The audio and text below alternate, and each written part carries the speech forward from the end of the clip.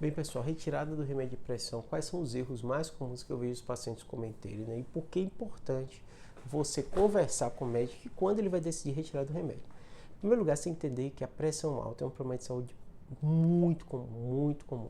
Então, quando a gente olha a partir dos 40 anos de idade, alguns trabalhos mostram 20% da população tem. Então, assim, muita gente tem pressão alta, né? A grande maioria das pessoas nem sabe que tem. Aqueles que descobrem, é natural. Isso aconteceu comigo mesmo, já fiz vários vídeos aqui falando para vocês que eu tenho pressão alta, tenho colesterol alto, tomo remédio para os dois, né? No meu caso, eu perdi muito peso, né? Então, eu acreditava que não ia precisar mais de remédio, né? Se eu reduzir o peso 35 quilos, aí eu fiz, poxa, com essa redução minha pressão vai normalizar.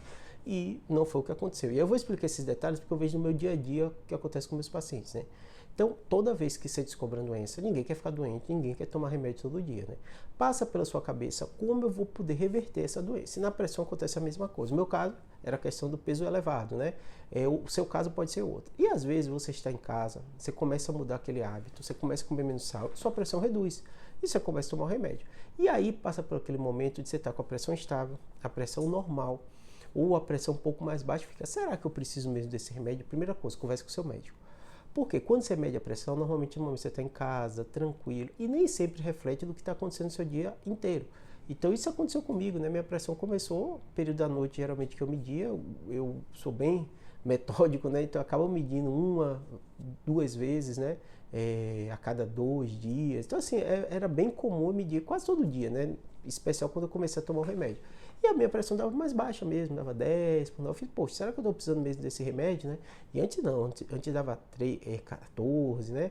A gente fala 14, mas certo seria 140 por 90, então eu estava realmente hipertenso, né? E aí começou a dar mais baixo, poxa, eu não vou precisar. Quando eu faço um mapa e avalio o dia inteiro, não, eu precisava continuar o remédio. Por que eu estou explicando isso? Porque vira e mexe paciente meu, que acompanha o cardiologista dele com o clínico dele, fala, eu era hipertenso, mas não sou mais não. Aí eu pergunto, por quê? Porque eu tomei o remédio, a minha pressão começou a baixar demais, e aí eu comecei a fazer atividade física, eu comi menos sal, e não preciso mais não. E quando você vai ver, foi uma decisão do paciente, sem conversar com o médico, sem orientação e de forma equivocada.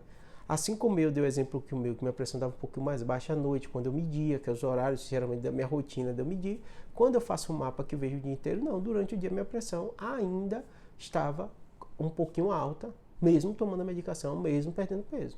Então você percebe o seguinte, que a pressão alta é algo dinâmico, varia durante o dia inteiro, por isso você tem que ter um cardiologista conversando com você. Eu, médico, preciso do cardiologista me acompanhando para decidir.